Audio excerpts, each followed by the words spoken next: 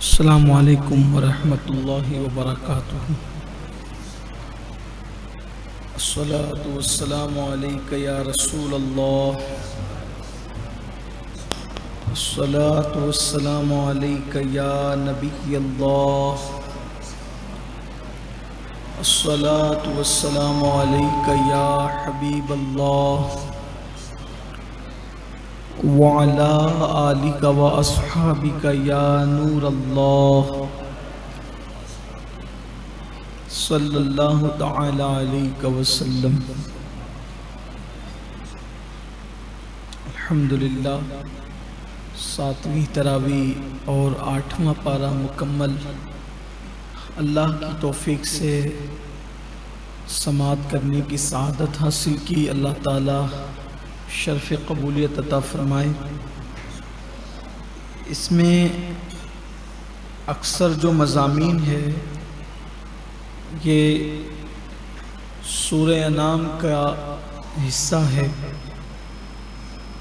اس سے مخاطبت کا جو معاملہ ہے وہ زیادہ تر مکے والوں سے ہے۔ اس میں گفتگو اہل مکہ سے ہو رہی ہے، ان کے سوالات کے جوابات، ان کے اعتراضات کے جوابات دیے جا رہے ہیں۔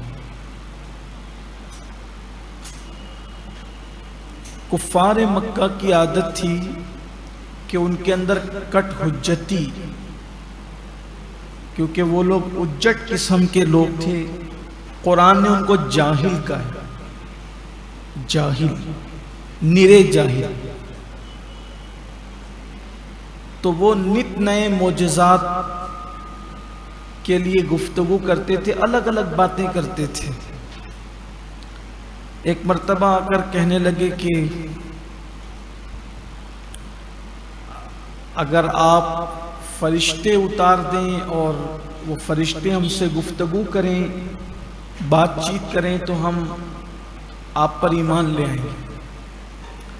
پچھلے درس میں آپ نے سنا کہ وہ مدینہ منورہ کے یہود نے کہا کہ اگر لکھا ہوا قرآن آ جائے تو مان لیں گے، تو ان کو بھی جواب دیا، اور یہ کہتے تھے کہ فرشتے اتاریے، جو فرشتہ آپ پر وحی لاتا ہے ذرا ہم بھی تو اس کو دیکھیں۔ اب انہیں کون بتائے، کون سمجھائے کہ فرشتہ ہر بندہ تو نہیں دیکھ سکتا، اور جب دیکھتا ہے تو پھر اس کے بعد کچھ نہیں دیکھ سکتا۔ ایک مقام ایسا آتا ہے کہ فرشتہ آدمی دیکھتا ہے لیکن اس کے بعد پھر کچھ نہیں دیکھ سکتا۔ موت کے وقت تو فرشتوں کو دیکھتا ہے، اور پھر جو آنکھیں بند ہوتی ہے تو پھر کچھ نہیں دیکھنا ہے۔ بلکہ ہمارے بعض بزرگوں نے اپنی کتب میں لکھا ہے کہ حضرت عبداللہ ابن عباس رضی اللہ تعالیٰ عنہ ایک مرتبہ حضور پاک صلی اللہ علیہ وآلہ وسلم سے ملنے کے لیے جبریل علیہ السلام آئے ہوئے تھے، اور اس وقت جبریل علیہ السلام جو آئے تھے تو انسانی لباس میں نہیں آئے تھے، بلکہ ملکوتی اور جو ان کا اصل لباس ہے، اصل حلیہ، اس میں وہ آئے تھے اجازت کے بغیر۔ چونکہ ان کی عمر کم تھی، یہ ابن عباس چلے آئے تو جبریل علیہ السلام کو دیکھا تو سینہ ان کا پھٹنے لگا، تو حضور علیہ السلام نے جلدی ان کے سینے پر ہاتھ رکھا، ہاتھ پھیرا سینے پر، ان کی طبیعت کو سنبھلی۔ پھر بھی وہ ایک جھلک دیکھنے کا اثر، چونکہ اس وقت تو حضور علیہ السلام نے سنبھال لیا، سینے پہ ہاتھ رکھ کر سینہ پھٹنے سے بچ گیا، لیکن پھر بھی اس کا اثر یہ ہوا کہ آخری عمر میں آپ کی بینائی چلی گئی۔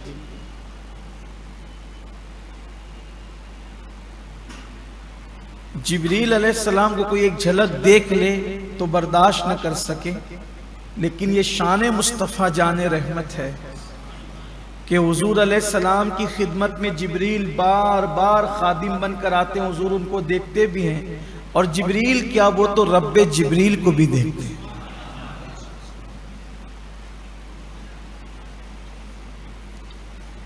تو تو ان لوگوں نے جب کٹ حجتی کی کہ فرشتے ہمیں دکھائیں، تو اللہ نے فرمایا محبوب یہ کافر مکے کے یہ نیرے جاہل، اگر ان پر آپ فرشتے اتار دیں اور قبر کے مردے اٹھ کر ان سے باتیں کرنے لگے اور سب ان کے روبرو کر دیا جائے تو ان کو ایمان نہیں لانا، یہ ایمان لانے والے نہیں ہیں۔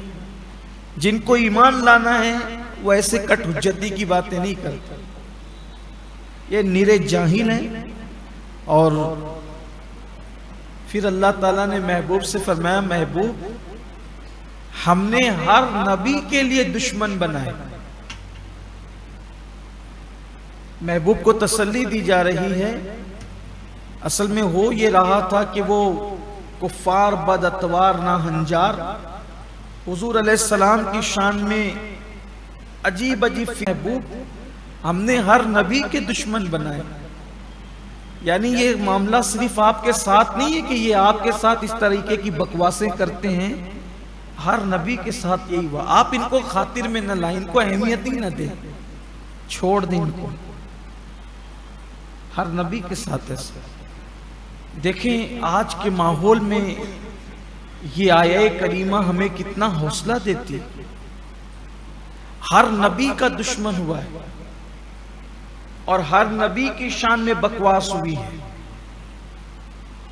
لیکن بکواس کرنے والے بگاڑ کیا سکتے ہیں؟ جن کو بکواس کرنی ہے یا جو بکواس کرتے ہیں ان کی خود کی اوقات یہ ہے کہ وہ پاک نہیں رہ سکتے اور نبی پر اعتراض کرتے ہیں، بکواس کرتے ہیں۔ حضور اکرم صلی اللہ علیہ وآلہ وسلم جس جانور پر سواری فرما لیں اس کی عظمت سمجھنے کی لوگوں کے اندر طاقت نہیں ہے۔ حضور اکرم صلی اللہ علیہ وآلہ وسلم جس نالین کو شرف عطا فرما دیں اپنے پیر مبارک میں پہن کر، تو اس نالین کی عظمت کا اندازہ لوگ نہیں کر سکتے، حضور کی عظمت کا اندازہ کیا کر سکتے؟ ہمارے نبی کی شان بڑی عظیم ہے۔ حضور کی شان میں بکواس کرنے والے کی اوقات اتنی ہے کہ جیسے کوئی چاند پہ تھوکنے کی کوشش کرے، جیسے چاند پر تھوکنے سے کسی کا تھوک چاند پر نہیں جا سکتا بلکہ اسی کے منہ پہ پلٹ کر آتا ہے، ویسے حضور کی شان میں کوئی بکواس کرے تو اس کی بدبختیاں اسی پر پلٹ دی جاتی ہیں۔ انجام برا ہے گستاخ رسول کا۔ ایک شخص تھا مدینہ منورہ میں حضور علیہ السلام کی شان میں بے ادبی کرتا تھا، گستاخی کرتا تھا۔ جب وہ مرا اور اس کو دفن کیا گیا تو قبر نے بھی اس کو قبول نہیں کیا۔ لوگ اس کو دفن کرتے تھے، دوسرے دن جاتے تھے تو اس کی قبر کے اوپر اس کی لاش پڑی ہوئی نظر آتی، تو لوگوں کو یوں لگتا تھا کہ یہ کام مسلمانوں نے کیا، وہ دوسرے دن پھر کرتے تھے، پھر وہی ہوتا تھا۔ نبی کو ستانے والے یا نبی کی توہین کرنے والوں کا انجام اچھا نہیں، اور آج جو کر رہے ہیں کسی کی شے پر ان کا انجام بھی اچھا نہیں ہے، لوگ دیکھیں گے۔ رحمت للعالمین، رحمت عالمیان مصطفیٰ جان رحمت صلی اللہ علیہ وآلہ وسلم نے جس نے دنیا کو زندگی گزارنے کے لیے قانون عطا فرمایا، لوگ کیا جانتے تھے؟ شوہر کی چتا پر بیوی کو زندہ جلایا جاتا تھا، اگر شوہر کا انتقال ہو جائے تو شوہر کی چتا پر بیوی کو زندہ جلایا جائے، بیٹیاں زندہ دفن کی جاتی تھی۔ دنیا کا حال یہ تھا، عورتوں کو جانوروں سے بدترین مراحل سے گزارا جاتا تھا۔ یہ آمنہ کا لال ہمارے نبی ہی کی شان ہے کہ حضور اکرم صلی اللہ علیہ وآلہ وسلم نے ساری تکلیفیں اٹھائی اور لوگوں کو شعور انسانیت عطا فرمایا۔ لیکن جب بھی حضور علیہ السلام کی توہین ہو، حضور کی شان میں کوئی بے ادبی کرے، تو یہ حضور علیہ السلام کا منصب ہے، حضور چاہے تو معاف کر دیں، چاہے تو سزا دے، لیکن امت کو چاہیے کہ قرآن اور حدیث میں نبی کی گستاخی کرنے والے کے لیے جو احکامات آئے ہیں وہ اس پر عمل کریں. جو بھی ہے قرآن و سنت کی طرف رجوع کیجیے، اپنے علماء کے پاس بیٹھ کر کے معلوم کیجیے کہ جب رسول اللہ صلی اللہ علیہ وآلہ وسلم کی بے ادبی ہو تو اس وقت امت کی ذمہ داری کیا ہوتی.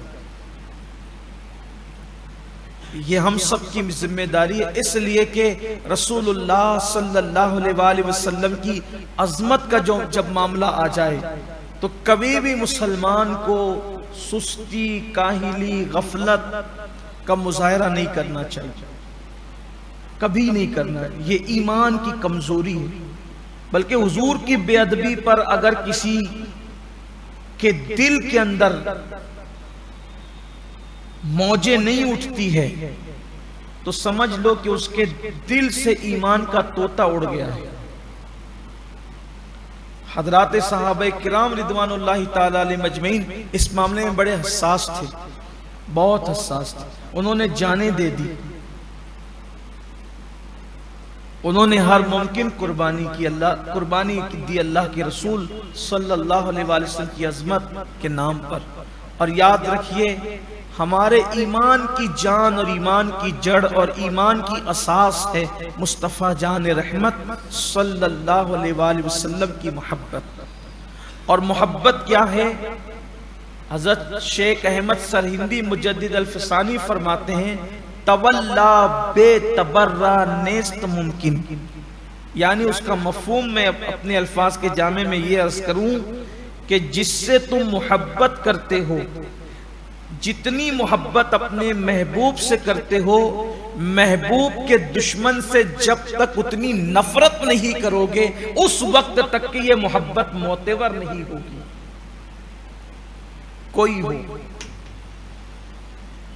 کوئی ہو حضرت ابو عبیدہ ابن الجراح رضی اللہ تعالیٰ نے نبی کی توہین کرنے کی بنیاد پر باپ کی گردن اڑا دی. ابو عبیدہ ابن الجراح نے بتا دیا کہ ہم اپنے باپ سے زیادہ اپنے نبی سے پیار کرتے ہیں. حضرت سعید ابن مسیب رضی اللہ تعالیٰ عنہ مشہور تابعی مولائے کائنات کے مرید و خلیفہ ہیں، اور بیان فرماتے ہیں کہ حضرت مصعب ابن عمیر رضی اللہ تعالیٰ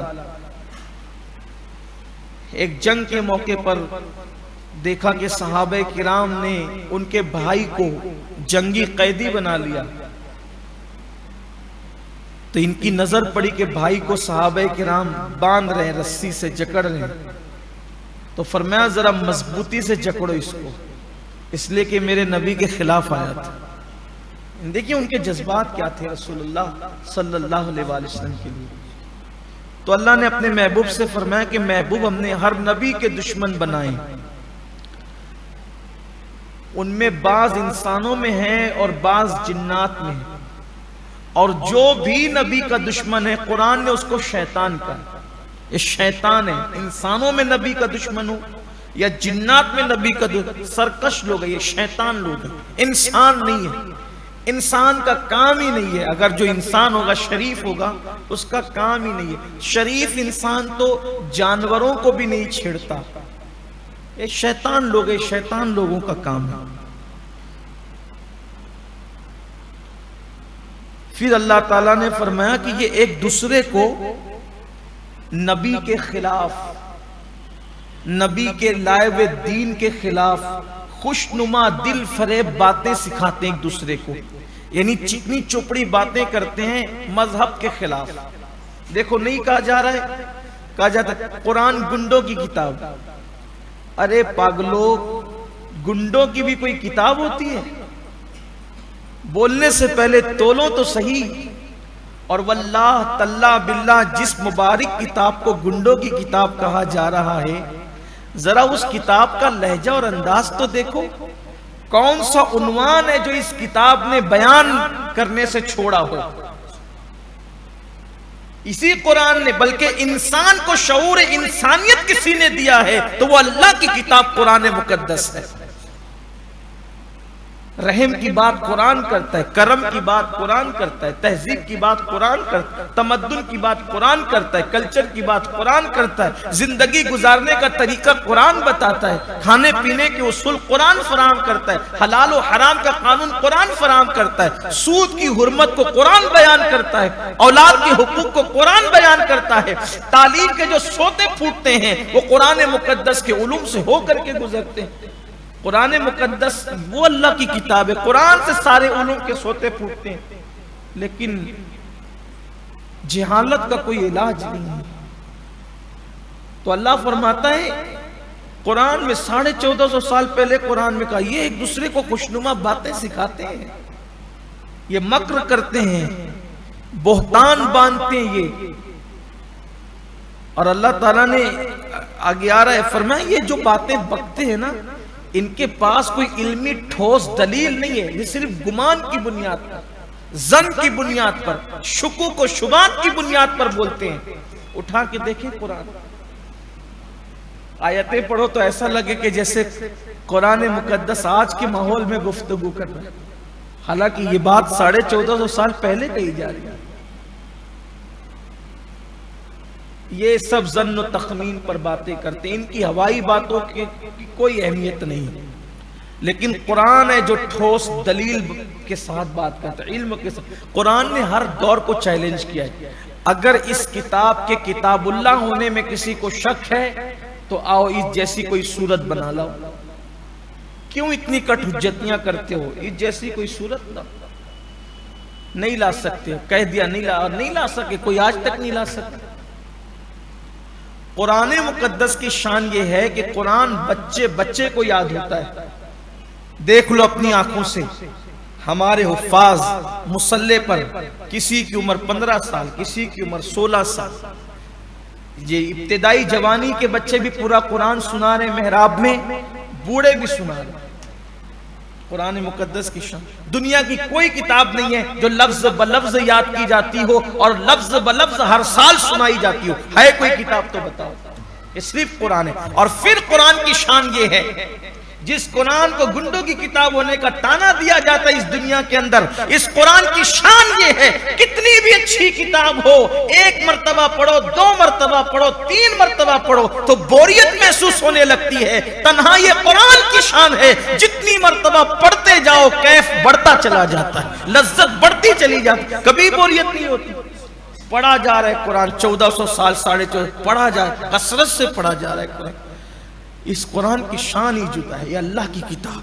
مسلمانوں کو چاہیے کہ اللہ کی کتاب کا دامن مضبوطی سے پکڑو، اس کی کثرت سے تلاوت کرو، اس لیے کہ یہ قرآن اتنی عظیم کتاب ہے کہ اس کتاب کو پڑھنے کی ہر فرشتے کو بھی اجازت نہیں ہے، ہر فرشتہ اس کتاب کو نہیں پڑھ سکتا، چند فرشتے ہیں جو مخصوص کیے گئے جو پڑھ سکتے ہیں، بقیہ جو دوسرے فرشتے جنہیں پڑھنے کی اجازت نہیں ہے، عام فرشتے، تو اللہ سے کہتے ہیں مولا ہمیں تو قرآن پڑھنے کی اجازت نہیں ہے، اب ہم کیا کریں؟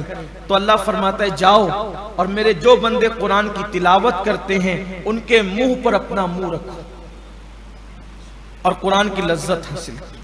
یہ قرآن ہے، ہم نے قرآن کی اہمیت نہیں جانی، تو اللہ فرماتا ہے یہ محض گمان کی بنیاد پر باتیں کر رہے ہیں اور ان کے پاس کوئی ٹھوس دلیل موجود نہیں ہے۔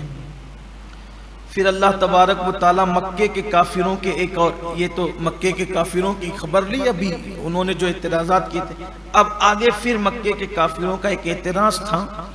مسلمان جب جانور ذبح کرتے تھے تو بسم اللہ اللہ اکبر جیسے آج ہم پڑھتے ہیں وہی قانون ہے ہمارے یہاں، تو جو خود سے مر جائے وہ مردار ہے اور ہم لوگ مردار نہیں کھاتے، ذبح کر کے کھاتے ہیں، اس کی سدھا حکمتیں ہیں۔ مردار کیوں نہیں کھاتے؟ اس کی بہت ساری حکمتوں میں سے ایک حکمت یہ بھی ہے کہ جب جانور مر جاتا ہے تو اس کا خون اسی کے اندر جمع رہ جاتا ہے، تو اس بنیاد پر اس کے بہت سے نقصانات ہیں جس کی ایک تفصیل ہے، کتابوں میں موجود ہے۔ لیکن جب ہم جانور کو اسلام کے بتائے ہوئے قانون کے مطابق ذبح کرتے ہیں تو اس کی نسیں ہم کاٹتے ہیں، اور وہ جو خون جو نقصان دہ ہے وہ بہہ جاتا ہے، تو پھر گوشت کا وہ نقصان نہیں سامنے آتا جو مردار کھانے پر سامنے آتا. تو ہمیشہ سے ہمارے یہاں قانون یہ ذبح. تو مکے کے کافر تانا دیتے تھے تمہیں کیا ہو گیا کہ جس کو اللہ مارتا ہے تم وہ نہیں کھاتے اور جس کو تم مارتے ہو وہ کھاتے ہو.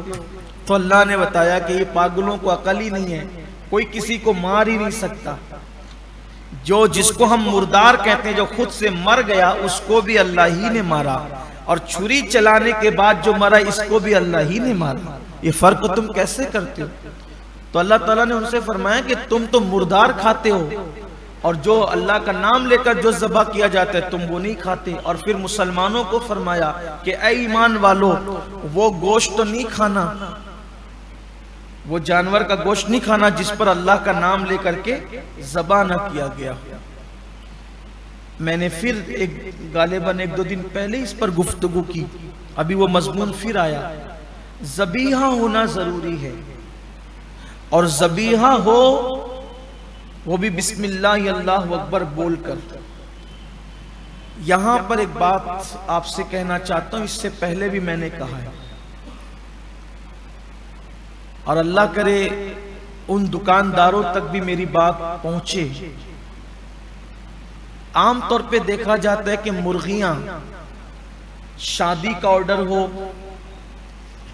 یا ہوٹل کے اندر دینا ہو تو چونکہ بڑی تعداد میں کئی 100 کی تعداد میں مرغیاں دینی پڑتی ہے، تو سب ایسے لوگ نہیں ہیں، میں سب کی بات کبھی نہیں کرتا، جو ہیں ان کی بات کر رہا ہوں. تو وہ کیا کرتے ہیں، وہ کتنی بسم اللہ پڑھے، کئی 100 مرغیاں ہیں تو بات کرتا رہے گا، گالی بھی دیتا رہے گا، غیبت بھی کرتا رہے گا، کچھ نہیں پڑے گا، بس وہ چھری چلاتا رہے گا. حالانکہ ہمارے فقہاء نے یہ فرمایا کہ جانور پر بسم اللہ اللہ اکبر یہ زور سے پڑھا جانا چاہیے. کم از کم اتنی زور سے تو پڑھا جائے کہ آدمی اپنی آواز کو اپنے کان سے ذبح کرنے والا کچھ سن لے. یہ ہے احتیاط اس میں. لیکن اب لوگ سرے سے پڑھتے بھی نہیں ہیں، مسلمان بھی نہیں پڑھ رہے. وہ اتنی 100 مرغی کون پڑھے گا؟ تو اللہ نے جب قید لگائی کہ اللہ کا نام جس پہ نہ لیا جائے، اللہ کا نام لے کے ذبح نہ کیا جائے، تو پھر وہ جانور کیسے کھایا جائے؟ تو اس لیے اگر آپ کے گھروں پہ شادیاں ہوں تو آپ اس کا اہتمام کریں. اگر آپ ہوٹل والے ہیں آپ اس کا اہتمام کریں. میں کوئی فتنے کی بات نہیں کر رہا ہوں کہ آپ کے دل میں شک پیدا کروں، یہ میں قرآن کا پیغام آپ تک پہنچا رہا ہوں، اس کا مفہوم. دیکھیے ہماری کمائی حلال ہوتی ہے، ہم جب بھی تقریر ہوتی ہے نا کہ حلال کھاؤ حلال کھاؤ، تو ہر آدمی دل میں خوش ہوتا ہے، الحمدللہ میں تو لوم چلاتا ہوں، میں تو محنت کرتا ہوں، میں تو دکان چلاتا ہوں، میں تو محنت کرتا ہوں، میری تو میڈیکل ہے، میں تو محنت کرتا ہوں، میں تو کرانہ دکان چلاتا ہوں، میری تو محنت کرتا ہوں، میں تو گورنمنٹ سرونٹ میں تو محنت کرتا ہوں، اللہ کا شکر ہے میں حلال کھاتا ہوں. بھئی یہ روپیے تیرے پاس میرے بھائی حلال کے ہیں، اب جو تو کھانا کھا رہا ہے وہ بھی تو حلال ہونا چاہیے. جب ذبیحہ ہی نہیں ہوگا، پیسے حلال کے لیکن ذبیحہ حرام ہے نا، ذبیحہ ہی نہیں ہوا وہ تو کھائے گا، وہ تو حرام ہوگا نا. تو اتنی تو احتیاط کرو. آپ کو کیا بتائیں غفلت کا حال کیا ہے.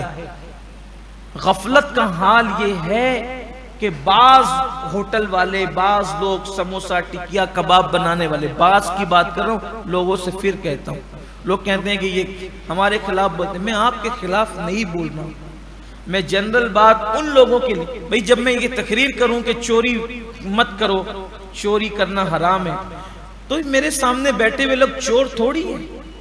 برا ان کو لگتا ہے جو چوری کرتے ہیں. شراب کے دھندے مت کرو، تو میرے سامنے جو بیٹھے ہوئے تو ان میں کوئی تھوڑی شراب کا دھندا کرتا ہے. برا ان کو لگتا ہے جو شراب کے دھندے کرتے ہیں. تو یہی کہ بہت سارے ٹکیا کباب بھجیا بیچنے والے لوگ جو ہیں سستے کے چکر میں ایسے جگہ سے لے آتے ہیں جہاں پر جو ہے وہ ادمرا جانور بھی بلکہ مرا ہوا بھی چلا لیا جاتا ہے.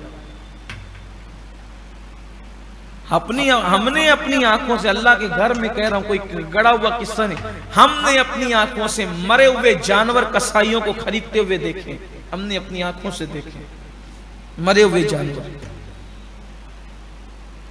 میں نام بھی لے سکتا ہوں، لیکن یہی ہے کہ میں کسی کی غیبت کرنے نہیں بیٹھا، آپ کو آگاہ کرنے بیٹھا ہوں. مرے ہوئے جانور ان کو خریدتے ہوئے ہم نے دیکھا. جانور مر گیا ہے، وہ اٹھا لے گیا. اب ایک چیز ہے نا کہ اگر کوئی قصاب اٹھا کر کے لے جائے تو اس نے کرنا کیا؟ اتنی تو عقل اللہ نے ہمیں دی ہے کہ اس نے کرنا کیا ہے.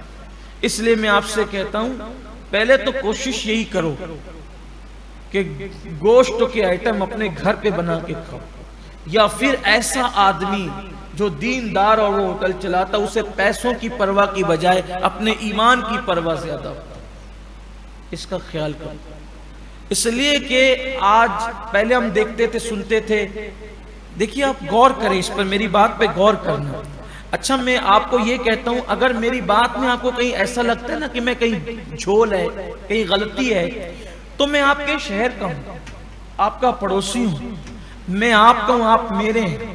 یہاں سے اٹھنے کے بعد میں گھر نہیں جاتا ہوں، رات دیر گئے تک میں یہی ہوتا ہوں. آپ آئیں، ذرا کھلا ہوا ہے، دروازے سب کے لیے کھلے ہوئے. آپ مجھ سے کہیں کہ ہمیں یہ بات سمجھ میں نہیں آتی آپ کی، میں دوسرے دن اس کا ازالہ کروں گا، اس کے لیے معذرت چاہوں گا، آپ سے توبہ کروں گا. میرے ذہن میں اللہ نے بڑی وسعت دی ہے. لیکن اگر میری بات حق ہے پھر اس کو قبول کرو، آپ کے لیے بہتر ہے، آپ کی آخرت کے لیے بہتر ہے. پہلے ہم دیکھتے تھے اولیاء اللہ کی تعداد، دلی میں محبوب الہی ہے، اسی دور میں کلیئر میں صابر پاک ہیں، اسی دور میں ایک شہر میں وہ، ایک شہر میں وہ، یعنی ایک پورا یوں سمجھ لو کہ ولیوں کی ولایت کی بہاریں تھی. اب کہاں دکھتے ہیں بتاؤ؟ اب کہاں دکھتے ہیں؟ لوگ پوچھتے بھی ہیں، بچے ہم سے پوچھتے ہیں کہ پہلے اتنے بڑے بڑے اولیاء ایک ساتھ، بغداد میں غوث اعظم ہے تو اسی دور میں شیخ شہاب الدین عمر سہروردی ہے، اسی دور میں حضرت ابو نجیب ہے، اسی دور میں حضرت شیخ ابو سعید مخزومی ہے، اسی دور میں سرکار غریب نواز ہے، اسی دور میں بابا بختیار کاکی ہے. ایک پورا ایسا لگتا ہے کہ بہاریں ہیں. پھر ہمارے یہاں قریبی میں دیکھ لو کہ ایک دور بابا برہان الدین غریب ہے، 22 خواجہ، یہ سب ایک دور کے لوگ ہیں. کہاں ہے؟ ڈھونڈو نہ کہاں ہے. کیا ولایت کا دروازہ بند ہو گیا؟ نبوت کا دروازہ بند ہوا ہے نا، دروازہ ولایت تو کھلا ہوا ہے. پھر کیوں جو ہیں وہ بھی چھپ کے بیٹھے ہوئے نظر نہیں آتے؟ لیکن پہلے تو ایک بڑی تعداد ہر جگہ نظر، ابھی بھی ہیں، انکار نہیں کر رہا ہوں، انگلیوں پہ گن لیں آپ. وجہ کیا ہے؟ آپ کہیں گے عمل نہیں کرتے، عمل بھی ہو رہا ہے. تقویٰ نہیں ہے، تقویٰ بھی بظاہر اختیار کیے ہوئے. وجہ کیا ہے؟ سب کچھ ہے، نمازیں ہیں، تلاوت ہے، روزے ہیں، داڑھی ہے، سب ہے، تسبیح ہے، تحلیل ہے، سب ہیں. پیٹ میں جو لقمہ جا رہا ہے نا وہ حلال نہیں الا ماشاءاللہ. اور عبادت کا اثر اس وقت تک ظاہر ہو ہی نہیں سکتا جب تک کہ پیٹ میں حلال لقمہ نہ ہو. تفسیر روح البیان سے مجھے ایک واقعہ یاد آ رہا ہے یہاں پر.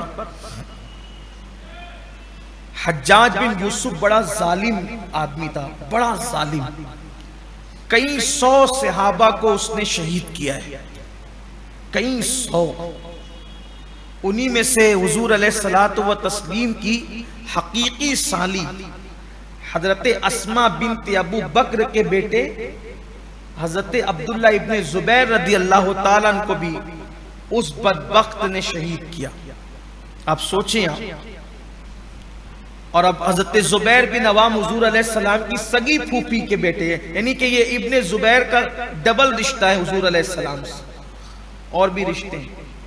کئی صحابہ کو اس نے شہید کیا. حجاج جب اتنا ظالم تھا یہ کہ مولا کائنات نے دعا کی تھی اللہ مجھے اٹھا لے اور میری جگہ ان پر ایسا ظالم بھیج جو ان کو ان کی بے وفائیوں کا مزہ چکھائے. تمہارے بعض بزرگوں نے لکھا ہے کہ جس دن مولا علی کی شہادت ہوئی اسی دن حجاج کی ولادت ہے.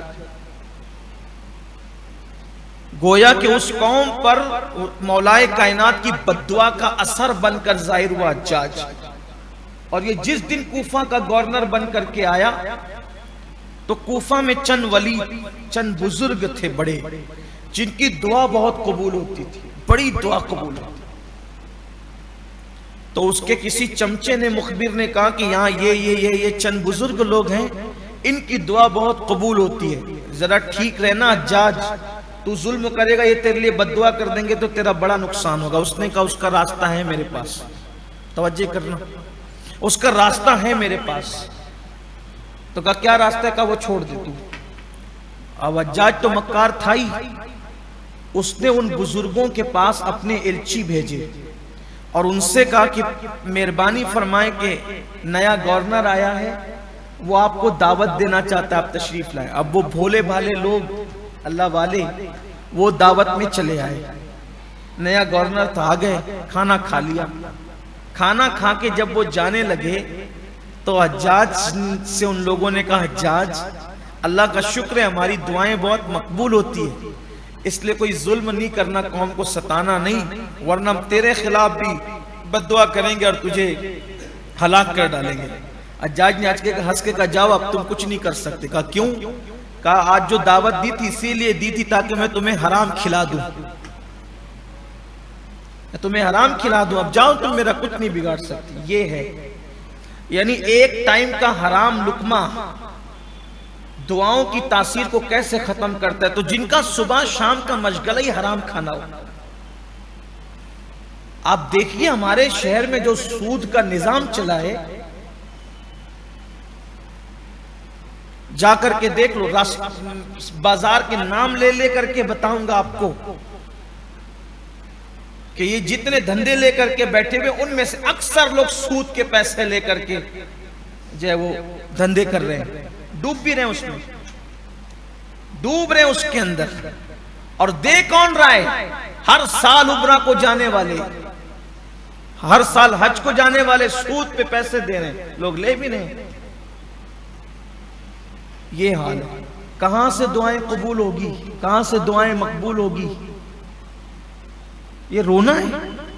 اور اسلام دشمن طاقتیں تو چاہتی ہیں کہ ہماری پیورٹی ختم ہو جائے، ہمیں حرام میں اتنا ڈبا دیا جائے کہ پھر ہم میں کوئی تاثیر والا نہ رہے. اس لیے آپ سے کہتا ہوں کچھ لوگ ہی صحیح متقی ہو جائیں اور جتنا احتیاط کر سکتے کریں. ایسا بھی نہیں کہ اب احتیاط کے نام پہ زبردستی فجیتی مول لے لے، یہ بھی نہیں کرے. چند دنوں پہلے میں نے اس پہ اور بھی گفتگو کی ہے کہ بہت اوور نہیں کرے. جتنا اسلام نے کہا ہے، جتنا حضور نے کیا وہی تقویٰ ہے، اس سے زیادہ نہیں کرے. اسلام کی حدیں نہیں، حد سے تجاوز کوئی نہیں کرے، حد میں رہے، نہ افراط کرے نہ تفریط. تو اللہ تو بات چلی تھی گوشتوں پر اور کافی دور نکل گئی بات. تو عرض یہ کر رہا تھا کہ اللہ نے فرمایا جو حلال ہے بسم اللہ پڑھ کر کے ذبح کیا گیا اللہ کا نام لے کے وہی کھاؤ. اچھا کچھ ایسے بھی لوگ ہیں کہ حلال و حرام میں وہ اتنے متشدد ہیں کہ زبردستی وہ قرآن سے ہٹ کر اپنی مرضی سے گھڑتے ہیں قانون. جیسے بسم اللہ اللہ اکبر کہہ کے ذبح کیا اور غوث پاک کے نام کی 11ویں کر دی تو کہا یہ بھی حرام ہو گیا. ارے یہ کیسے حرام ہوا؟ نام تو اللہ کا پڑھا گیا، ایصال ثواب غوث پاک کو کیا گیا، تو ایصال ثواب کرنے سے یہ کیسے حرام ہو گیا؟ ایصال ثواب کرنے سے حرام نہیں ہوتی کوئی چیز. ورنہ آپ دیکھیں حدیث شریف میں نا سیاہ ستہ میں ہے کہ ایک صحابی جناب سعد ان کی والدہ کا انتقال ہوا تو انہوں نے عرض کی یا رسول اللہ میں اپنی ماں کی خدمت کے لیے کیا کروں؟ تو حضور نے فرمایا پانی. تو انہوں نے کنواں کھدوا دیا. کنواں کھدوانے کے بعد عرض کی آقا پہلے آپ ہی چلیں، میں چاہتا ہوں کہ شروعات آپ سے کریں. حضور علیہ السلام نے وہ پانی پیا. تو ایصال ثواب کے لیے جو کھانا پانی ہو تو اس کو کھا پی سکتے ہیں، وہ غیر اللہ کا نہیں ہے معاملہ. تو اللہ کے نام پر ذبح کیا گیا جانور، فاتحہ اللہ کے نام پر دی گئی ہے، قرآن پڑھا گیا اس پہ. تو کچھ لوگ ذرا زیادہ اس میں اپنی مرضی سے، تو نہ ادھر اپنی مرضی سے ہونا نہ ادھر اپنی مرضی سے ہونا، اپنے آپ کو چھوڑ دو اللہ کے قانون پر. جتنا قرآن نے کہا جتنا حدیث میں اتنا کرو، یہ حرام نہیں ہے. کچھ لوگ غلط فہمی کی بنیاد پہ حرام کہتے ہیں، کچھ لوگ پتہ نہیں کسی اور بنیاد پہ حرام نہیں۔ آپ سے میں پوچھنا چاہتا ہوں، اگر فاتحہ کے کھانے کو آپ کہیں یہ غیر اللہ کے نام کا ہے، یہ ہم نہیں کھائیں گے، یہ غیر اللہ کے نام کا کیسا ہے؟ اب فاتحہ میں کیا ہوتا ہے؟ درود شریف پڑھا جاتا ہے، چاروں قل پڑھی جاتی ہے، الحمد شریف پڑھی جاتی ہے، الف لام میم سے مفلحون تک پڑھا جاتا ہے، اور وہ کھانا سامنے رکھ کر کے اللہ کی بارگاہ میں دعا کی جاتی ہے، اللہ یہ کھانا تیری بارگاہ میں پیش ہو رہا ہے۔ اب جتنے لوگ یہ کھانا کھائیں گے اس کا ہمیں جو ثواب ملے گا وہ غوث پاک کو، غریب نواز کو، فلاں بزرگ کو، فلاں بزرگ کو۔ اب بتائیں اس میں کون سا حرام ہے؟ کوئی حرام نہیں۔ اچھا کچھ لوگ یہ کہتے ہیں نہیں نہیں وہ کھانا سامنے رکھ کر کے قرآن پڑھنا یہ حرام ہے۔ یا اللہ، اللہ کے بندو، یہ بسم اللہ قرآن نہیں ہے تو پھر کیا ہے؟ سورہ نمل میں بسم اللہ آئی ہے کہ نہیں آئی ہے؟ ارے دسترخوان پہ کھانا رکھ کر کے کیا پڑھتے ہو؟ بسم اللہ والا برکت دل، یا بسم اللہ الرحمن الرحیم پڑھتے ہو کہ نہیں پڑھتے؟ کھانا سامنے رکھ کر کے قرآن پڑھنا حرام ہے۔ اس طرح کی باتیں اپنی اٹکل سے مت کیا کرو۔ دیکھو امت کو بہت ضرورت ہے اتحاد کی، بڑے چیلنجز ہیں ایسی چھوٹی چھوٹی۔ اب دنیا کہاں جا رہی ہے؟ ابھی اسی میں مسلمان الجھا ہوا ہے کہ 11ویں کرنا جائز ہے کہ ناجائز ہے۔ ارے اللہ کے بندو، جب اللہ تبارک و تعالیٰ نے قرآن میں اس کو ناجائز نہیں کہا، رسول اللہ نے حدیث میں ناجائز نہیں کہا، تو تم اپنی مرضی سے کیوں کرتے ہو؟ یہ فتنہ مت کرو، امت کو مت لڑاؤ۔ ایک بات آپ سے کہتا ہوں، وہ لوگ کہتے ہیں قرآن میں کہاں لکھا ہے کہ یہ کرنا چاہیے؟ ارے قرآن میں تو، قرآن نے جو ناجائز ہے، دیکھیے ایک اصول سمجھ لیں، ایک ضابطہ سمجھ لیں، حلال و حرام کا ایک ضابطہ سمجھ لیں۔ جیسے آپ نے ایک مثال کے ذریعے سے بتا رہا ہوں، مثال دے کے بات کرنا یہ سنت ہے، اللہ کی بھی اور رسول اللہ کی بھی سنت۔ قرآن نے بھی مچھر کی مثال دی تو کفار نے کہا یہ کیسا اللہ ہے جو مچھر کی مثال دیتا ہے؟ اللہ نے کہا یہ تمہیں سمجھانے کے لیے دیتا ہوں۔ اللہ تعالیٰ جب اپنی شان کے مطابق گفتگو کرے تو کون سمجھ پائے؟ الف لام میم، جبریل بھی سمجھ نہ پائے۔ جب اپنی شان کے مطابق گفتگو کرے تو جبریل بھی سمجھ نہ پائے۔ الف لام میم اللہ نے کہا تو کہا یا رسول اللہ یہ کیا ہے؟ آپ مسکرا رہے ہیں۔ تو کہا یہ میرے اور میرے اللہ کے درمیان راز ہے، لانے والے ہی نہیں سمجھ پائے۔ تو کہا مچھر کی مثال اس لیے دیتے ہیں، مکڑی کے جالے کی مثال اس لیے دیتے ہیں تاکہ تمہیں بات سمجھ میں آئے۔ ایک مثال بتا رہا ہوں، جیسے آپ نے مجھے دعوت دی، دعوت دینے کے بعد آپ نے مجھ سے پوچھا آپ کو کیا کیا پسند ہے، آپ کو کیا کیا، تو میری پسند کی تو اتنی لمبی فہرست ہے کہ فہرست بنتی جائے گی اور دعوت کا دن بھی آ کر کے چلا جائے گا۔ صحیح ہے نا؟ اب کیا پسند ہے؟ دال پسند، یہ پسند، وہ پسند، دنیا میں کروڑوں چیزیں ہیں، یہ پسند، وہ پسند، ہے نا؟ یہ مشقت میں آ جاؤ گے پسند کی فہرست بنانے کے لیے۔ آسان طریقہ کیا ہے کہ مجھے کیا پسند ہے یہ معلوم کرنے کے لیے کیا ہے؟ ہر عقل والا بندہ کہتا ہے آپ کیا چیز نہیں کھاتے، کس چیز سے آپ پرہیز کرتے ہیں، کس چیز کو آپ پسند نہیں کرتے وہ بتاؤ۔ تو آدمی کہہ دیتا ہے کہ بھائی میں میٹھا پسند نہیں کرتا ہوں، یا میں یہ پسند نہیں کرتا ہوں۔ تو جو ناپسند کی چیز ہوتی ہے اس کی فہرست مختصر ہوتی ہے، اور پسند کی جو چیز ہوتی ہے اس کی فہرست طویل ہوتی ہے۔ تو قرآن کو تو پورا یاد کروانا بھی تھا، قرآن مقدس کو بہت طویل بھی نہیں ہونا تھا، تو اللہ تعالیٰ نے کیا کیا؟ جو اللہ کی پسند کی فہرست ہے وہ قرآن میں نہیں رکھی پوری، بلکہ اللہ کو جو ناپسند ہے وہ کہہ دیا یہ حرام ہے، باقی اس کے علاوہ جو کچھ ہے وہ سب حلال ہے۔ یہی ضابطہ ہے حدیث میں، یہ کہ یہ حلال ہے، اس کے یہ حرام ہے، اس کے علاوہ جو ہے وہ سب حلال۔ تو اب حلال ہونے کے لیے کسی دلیل کی ضرورت؟ حلال ہے اس کے لیے دلیل نہیں چاہیے۔ دلیل کس کے لیے چاہیے؟ حرام کے لیے، اس لیے کہ حرام قرآن میں آیا ہے یہ حرام ہے، حلال چھوڑ دیا گیا، اس کے سوا جو ہے سب حلال ہے۔ بات سمجھ میں آ رہی ہے میری؟ تو اب لوگ کہتے ہیں یہ حلال ہے، کہاں سے ثابت ہے؟ ارے قرآن نے اس کو حرام نہیں کہا، حدیث نے اس کو حرام نہیں کہا، یہی دلیل ہے کہ وہ حلال ہے۔ اگر وہ حرام ہوتا تو حدیث میں آ جاتا کہ یہ حرام ہے، اگر حرام ہوتا تو قرآن میں آ جاتا کہ یہ حرام ہے۔ یہ بہت آسان سی چیز ہے، لوگوں کو بالخصوص نوجوانوں کو یہ چیز سمجھنا چاہیے تاکہ امت سے اختلاف ختم ہو۔ آئیے اب جلدی جلدی چلتے ہیں، بہت تفصیل ہو گئی۔ پھر اس کے بعد اللہ فرماتا ہے، یہ بہت اہم پیغام دیا جا رہا ہے آج کے دور کے حساب سے بھی۔ اللہ فرماتا ہے تم جو ظاہر میں گناہ کرتے ہو اور جو باطن میں گناہ کرتے ہو اللہ تبارک و تعالیٰ تمہیں اس کی جلد سزا دے گا. جو گناہ کرتے ہو چاہے ظاہر میں کرو چاہے باطن میں کرو اللہ تمہیں اس کی جلد سزا دے گا. اس لیے اللہ کا حکم ہے ظاہری گناہوں سے بھی رکو اور باطنی گناہوں سے بھی. اب ظاہری گناہ کیا ہے؟ جیسے ہم اپنے ہاتھوں سے اپنی آنکھوں سے اپنی زبان سے اپنے کان، یہ سب ظاہری گناہ ہے. یا ظاہری گناہ سے یہ بھی ہے کہ سب کے سامنے جو گناہ کرتے ہیں وہ ظاہر میں گناہ ہے. لیکن جو چھپ کر کے کرتے ہیں، جیسے عرب میں ایک دستور تھا کہ اگر کوئی چھپ کر مرضی سے زنا کرے تو وہ اس کو گناہ نہیں سمجھتے تھے. اللہ تعالیٰ نے ان کی تردید کی، ایسا نہیں ہے. اگر تم چھپ کر بھی زنا کرو گے تو بھی گناہ ہے اور وہ گناہ لکھا جائے گا. جیسے کہ آج کل دنیا میں بہت سارے ملکوں میں قانون بن گیا ہے کہ اگر لڑکا لڑکی راضی رہیں اور وہ زنا کریں تو ان پر کوئی قانون جو ہے وہ گرفت نہیں کرے گا، ان پہ کوئی مقدمہ نہیں چلے گا، ان کو کوئی سزا نہیں دی جائے گی. ایسا نہیں ہے. چاہے راضی رہ کر گناہ کرو چاہے بغیر رضا کے گناہ کرو، گناہ ہے. اور ایک خاص بات قرآن مقدس کی، تو ہر بات خاص ہے لیکن اس پہ توجہ. اللہ فرماتا ہے تم ظاہری گناہ کرو یعنی اعلانیہ کرو یا چھپ کر کرو، تمہیں تمہارے گناہوں کی سزا ملے گی. اور اللہ فرماتا ہے جلد ملے گی. یعنی یہ مت سوچنا کہ گناہ کرنے کے بعد ہمیں چھوڑ دیا جائے گا، نہیں. بس چھوٹنے کی صورت ایک ہے کہ سچے دل سے توبہ کرو اور معافی طلب کرو، تب معاف کیا جائے گا، ورنہ ایسے نہیں. چھوڑ دو گناہ. بہت سارے گناہ، لوگ گناہوں میں مبتلا ہیں. اللہ تعالیٰ میری قوم کو ہدایت عطا فرمائے اور اللہ ہم سب کو گناہ سے بچنے کی توفیق عطا فرمائے. پھر اس کے بعد مکے والوں کا ایک اور اعتراض تھا.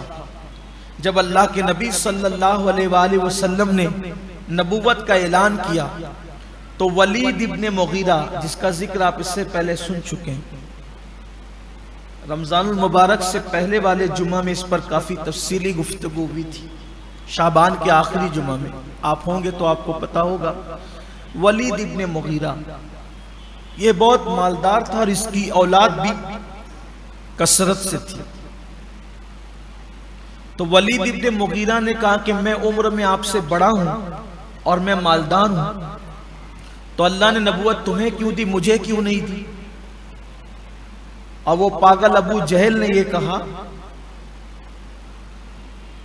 کہ جو وہی فرشتہ آپ پہ لے کر آتا ہے وہ وہی جب ہم پہ بھی نازل ہوگی تو تب ہم آپ کو مان لیں گے. اللہ آپ پہ وہی کیوں نازل کرتا ہے؟ ہم لوگ تو مالدار ہیں، معاذ اللہ آپ کے پاس تو مال نہیں ہے. ان بدبختوں نے یہ اعتراض کیا. اللہ تعالیٰ نے کتنا خوبصورت جواب عطا فرمایا. اللہ نے فرمایا ہم خوب جانتے ہیں کہ نبوت کا نور کہاں رکھنا چاہیے اور کہاں نہیں رکھنا چاہیے. تمہارے پاس دولت ضرور ہے، مال ضرور ہے، تمہاری عمر بھی زیادہ ہے میرے محبوب سے بظاہر، لیکن محبوب کی جو شان ہے، محبوب کی جو عظمت ہے، محبوب کے دل کی جو شان ہے، وہ سب کو تھوڑی عطا کیا ہم نے دل. تو نور نبوت ہمیں کہاں رکھنا چاہیے ہم جان کر ہم وہیں نور نبوت رکھتے ہیں. ہم منہ دیکھ کر کے نور نبوت نہیں رکھتے. ہم جس کو نبوت کے لیے خاص کرتے ہیں اور شان عطا کرتے ہیں، نبوت اسی کو دی جاتی ہے. بلکہ نبوت تو محنت سے حاصل بھی نہیں کی جا سکتی، نبوت تو عبادت سے بھی حاصل نہیں کی جا سکتی. یہ اللہ کا خاص انعام ہے اللہ تعالیٰ جسے. اور پھر نبی کے لیے خصوصی انعام ہے. یہاں تو یہ نبی صرف نہیں، نبی الانبیاء، خاتم الانبیاء، سید الانبیاء، نبیوں کے بھی امام ہے، نبیوں کے بھی سردار ہے. تو یہ مقام ہر کسی غیرے کو تھوڑی نصیب ہوتا ہے. یہ بڑی شان والی بات ہے. نور نبوت جو ہے وہ اللہ کو پتہ ہے کہ وہ کہاں رکھنا چاہیے. پھر اس کے بعد اس پر جو ہے وہ اور گفتگو ہے، لیکن اب میں اس کو مختصر کر دوں اور اسی پہ بات ختم کر دوں. پھر اللہ نے فرمایا اللہ جس کو ہدایت دینا چاہتا ہے تو اسلام کے لیے اس کے سینے کو کشادہ کر دیتا ہے، کھول دیتا ہے. اور اللہ جسے گمراہ کرنا چاہتا ہے تو اللہ اس کے دل کو تنگ کر دیتا ہے، یعنی بندے کو سجھائی نہیں دیتا. اللہ دل کھول دے کشادہ کر دے، اس کو سب سمجھ میں آتا ہے، نظر آتا ہے۔ اب دیکھو حضور علیہ السلام کو لوگوں نے، مکے والوں نے دیکھا، خوب دیکھا، مکے والوں نے حضور علیہ السلام کو دیکھا اور خوب دیکھا۔ حضور علیہ السلام نے کبھی جھوٹ نہیں بولا، یہ بھی مکے والوں کو پتا۔ اللہ کے رسول علیہ السلام نے کبھی بت پرستی نہیں کی، یہ بھی مکے والوں کو پتا۔ مکے والے حضور علیہ السلام سے دشمنی بھی کرتے تھے، لیکن جب اپنی امانت رکھنے کی بات آتی تھی تو پورے مکے میں ان کو کوئی حضور جیسا نہیں ملتا تھا، تو وہ مخالفت کے باوجود بھی اپنی امانت میرے نبی کے پاس لا کے رکھتے تھے۔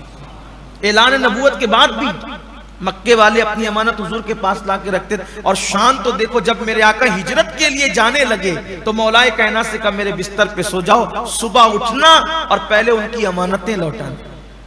یعنی حضور علیہ السلام جاتے ہوئے بھی امانت لے کر کے نہیں گئے۔ پھر وہ اعلان نبوت سے پہلے کی بات ہے، جب حضور علیہ السلام کی عمر 35 سال کی تھی، مکے والے کعبۃ اللہ شریف کی نئی تعمیر کر رہے تھے، تو اب کئی قبیلے تھے مکے میں، کئی خاندان تھے، کئی برادریاں تھیں، تو یہ ایک مسئلے پہ جھگڑا ہو گیا کہ پتھر کون رکھے گا، حجر اسود کون رکھے گا، بڑا اعزاز تھا رکھنا، کون رکھے گا؟ تو فیصلہ ہوا، جو سب سے اچھا فیصلے کے لیے بھی حضور کے پاس آئے۔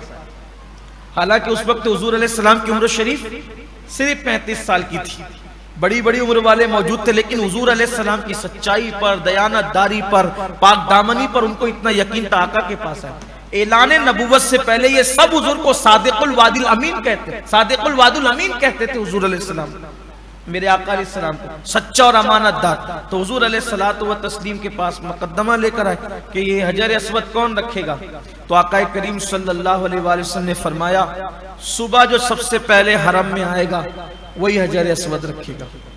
اور جب سب لوگ صبح آئے تو سب دیکھا کہ سب سے پہلے حضور موجود ہیں، جو آتا خوش ہو گیا، حقدار آ گیا۔ جب میرے آقا علیہ السلام کی کو لوگوں نے کہا کہ بھئی وہ فیصلے کے مطابق تو آپ ہی کو رکھنا ہے، تو ایسا نہیں کہ حضور نے خود نہیں رکھا، کیا کیا؟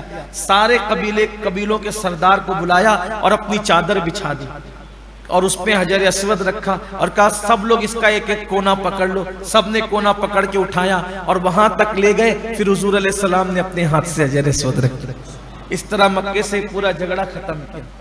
تو اعلان نبوت سے پہلے حضور کو سب مانتے تھے، لیکن ہٹ درمی تھی، ان کو سمجھ نہیں رہا تھا۔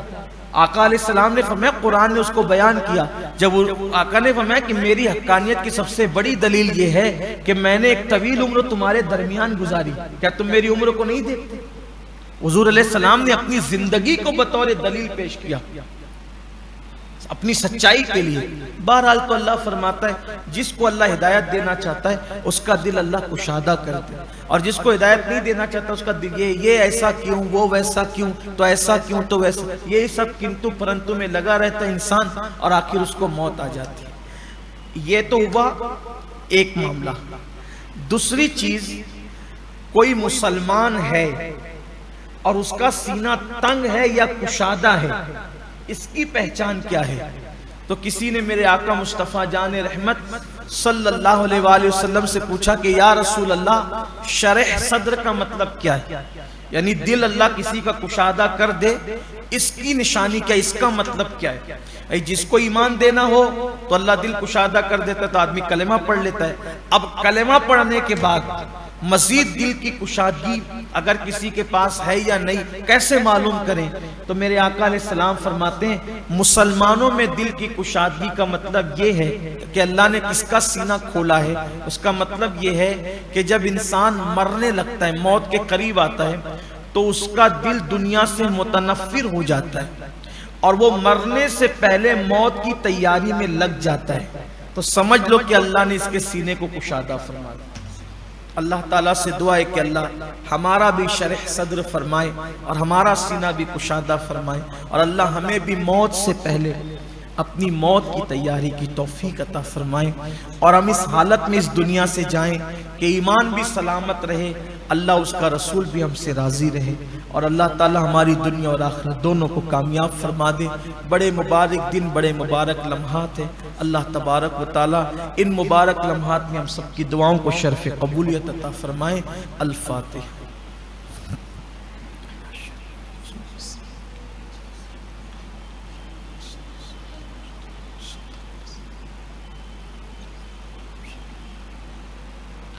ان اللہ وملائکتہ یصلون علی النبی یا ایھا الذین آمنوا صلوا علیہ وسلموا تسلیما اللہم صل علی سیدنا و مولانا محمد معدن الجود والکرم وآلہ الکرام اجمعین صلاۃ و سلام علیک یا جد الحسن والحسین وافوض امری الی اللہ